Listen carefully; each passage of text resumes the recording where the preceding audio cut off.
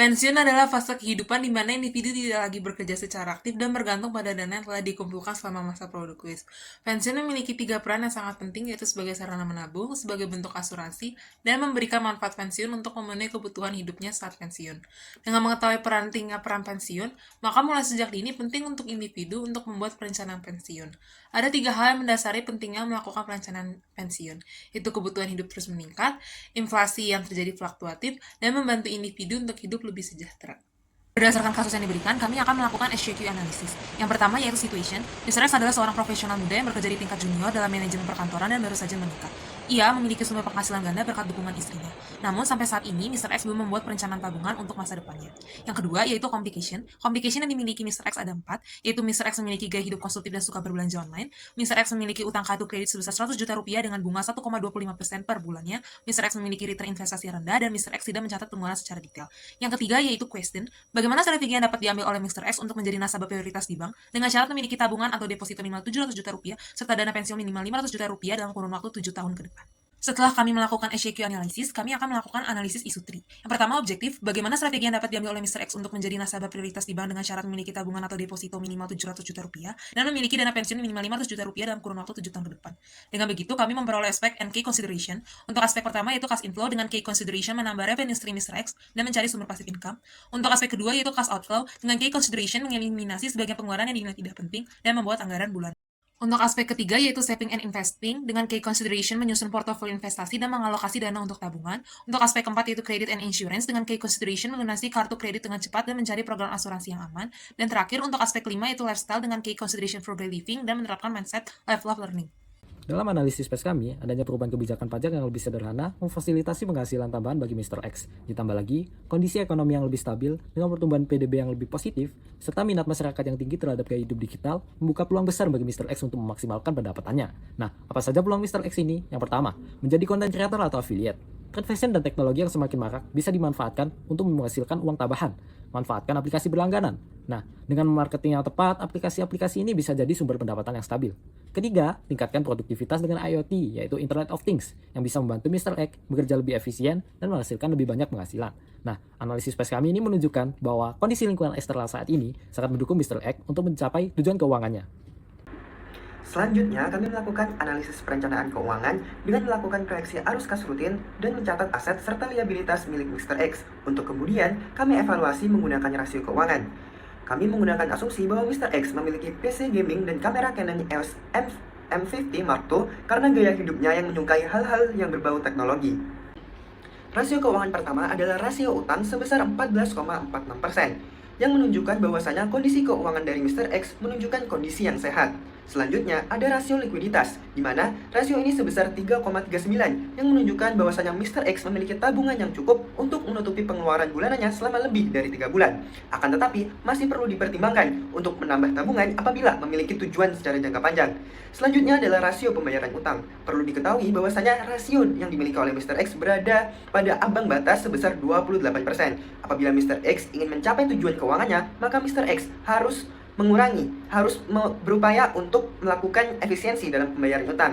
Dan pada rasio tabungan, kondisi keuangan pribadi dari Mr. X terbilang cukup sehat. Akan tetapi, perlu ditambahkan tabungan, meningkatkan rasio tabungan agar tujuan jangka panjangnya dapat dicapai. Berdasarkan evaluasi tersebut, diketahui bahwasanya Mr. X masih perlu untuk meningkatkan kondisi keuangannya, sehingga kami merekomendasikan kepada Mr. X untuk menyisihkan pendapatan sebesar 3 juta per bulan untuk diinvestasikan ke instrumen keuangan. Kami menggunakan konsep time value of money, menghitung future value dan berapa return yang dibutuhkan dari Mr. X. Diketahui bahwasanya Mr. X perlu memperoleh return bulanan sekitar 1,51% atau return tahunan sekitar 19,65%.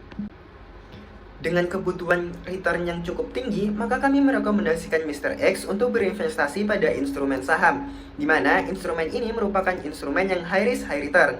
Kami melakukan evaluasi pada beberapa kategori saham, yaitu value investor, growth investor, kemudian dividen yield tinggi, dan juga pada indeks LQ45. Diketahui bahwasanya kami memilih 5 saham yang menurut kami dapat memberikan potensi keuntungan kepada Mr. X, yaitu saham Adro, ABMM, TPMA, SIDO, dan BBRI. Untuk memvalidasi keputusan kami Kami melakukan perhitungan valuasi kepada saham Adro dengan metode relative valuation, dengan EV/EBITDA valuation dengan weight 40%, PE valuation 40%, dan PBV valuation 20%, sehingga didapatkan hasil bahwasanya saham Adro masih memiliki potensial upside sebesar 36%. Kami juga melakukan validasi pada analisis saham Sido. Diketahui bahwasanya Sido memiliki potensi upside sebesar 10,3% didapat dari analisis skenario yang kami lakukan. Berdasarkan analisis tersebut, kami menyusun portofolio, di mana diketahui bahwasanya portofolio expected return dari kelima saham tersebut adalah 24% atau lebih tinggi 4,65% dari return yang dibutuhkan oleh Mr. X dalam setahun. Kami juga menilai kelayakan apakah rekomendasi ini sangat layak untuk dilakukan oleh Mr. X dengan 3 skenario, yaitu bull case, best case, dan worst case. Diketahui bahwasanya standar deviasi dari portofolio manajemen kami adalah 7,63% yang menunjukkan bahwasanya strategi kami sangat layak untuk dilakukan. Setelah analisis perencanaan keuangan yang telah dijelaskan, kami akan menganalisis perencanaan strategi keuangan. Pertama, kami akan menganalisis financial risk yang memiliki 2 resiko. Resiko pertama adalah pendapatan yang fluktuatif. Data yang kami ambil untuk 7 tahun terakhir menunjukkan kenaikan UMP rata-rata sebesar 5,47%. Hal ini dinilai lebih tinggi dari inflasi dengan rata-rata 3,07%. Namun, jika kenaikan inflasi lebih tinggi dari UMP rata-rata, maka akan sulit bagi Mr. X untuk mencapai target pensiunnya sebab pengeluaran lebih besar dari inflasi yang terjadi. Resiko kedua yaitu gaya hidup yang tidak berubah karena perilaku konsumtif. Jika Mr. X tetap hidup konsumtif, maka tabungan Mr. X akan semakin tergerus dengan seiring peningkatnya pengeluaran. Setelah analisis perencanaan keuangan yang telah dijelaskan, kami akan menganalisis perencanaan strategi keuangan. Pertama, kami akan menganalisis financial risk yang memiliki 2 resiko. Resiko pertama adalah pendapatan yang fluktuatif. Setelah analisis perencanaan keuangan yang telah dijelaskan, kami akan menganalisis perencanaan strategi keuangan. Pertama, kami akan menganalisis financial risk yang memiliki 2 resiko. Resiko pertama adalah pendapatan yang fluktuatif. Data yang kami ambil untuk 7 tahun terakhir menunjukkan kenaikan UMP rata-rata sebesar 5,47%. Hal ini dinilai lebih tinggi dari inflasi dengan rata-rata 3,07%. Namun, jika kenaikan inflasi lebih tinggi dari UMP rata-rata, maka akan sulit bagi Mr. X untuk mencapai target pensiunnya sebab pengeluaran lebih besar dari inflasi yang terjadi. Resiko kedua yaitu gaya hidup yang tidak berubah karena perilaku konsumtif. Jika Mr. X tetap hidup konsumtif, maka tabungan Mr. X akan semakin tergerus dengan seiring peningkatnya pengeluaran. Setelah analisis perencanaan keuangan yang telah dijelaskan, kami akan menganalisis perencanaan strategi keuangan. Pertama, kami akan menganalisis financial risk yang memiliki 2 resiko. Resiko pertama adalah pendapatan yang fluktuatif. Berikutnya adalah market risk yang memiliki 2 resiko. Resiko pertama adalah inflasi. Rata-rata inflasi untuk 7 tahun terakhir sebesar 3,07%. Rata-rata tersebut bersifat fluktuatif. Kenaikan inflasi ini mengakibatkan meningkatnya pengeluaran Mr. X, sedangkan penurunan inflasi mengakibatkan menurunnya pengeluaran Mr. X. Resiko kedua adalah suku bunga. Rata-rata suku bunga selama 7 tahun terakhir adalah 4,91% dengan tingkat yang sulit untuk diprediksi. Kenaikan suku bunga dapat meningkatkan return investasi, sedangkan penurunan suku bunga dapat menurunkan return investasi.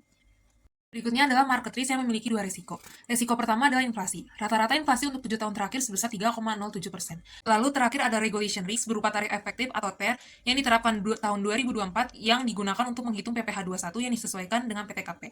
Hal ini membuat Mr. X harus lebih banyak membayar pajak sehingga berpengaruh terhadap penurunan dana yang ditabung Mr. X untuk mencapai rencana target pensiun. Dengan mengetahui resiko yang akan dihadapi oleh Mr. X dalam mencapai target pensiun, Mr. X dapat mempertimbangkan gaya hidup yang dipilih untuk mengurangi dampak dari resiko yang akan dihadapinya dengan menambah sumber pendapatan, mengganti asuransi kesehatan dan jiwa yang lebih ekonomis, melakukan investasi yang sesuai, dan mengeliminasi pengeluaran yang tidak perlu.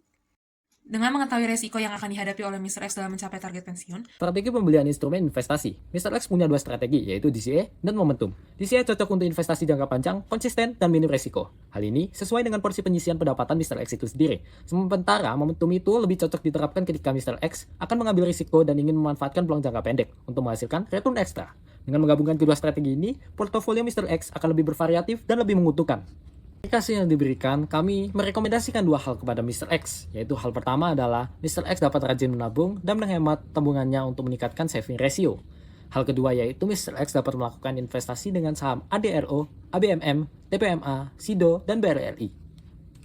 Yang kami simpulkan dalam kasus ini ialah Mr. X harus dapat dengan bijak mengatur finansialnya untuk mencapai target pensiunnya. Mr. X dapat menentukan strategi yang lebih tepat dalam meningkatkan tabungan, melakukan investasi dengan return yang tinggi, menghindari gaya-gaya hidup konsumtif, mengeliminasi pengeluaran yang tidak perlu, menambah revenue stream, dan mencatat pengeluaran secara rinci.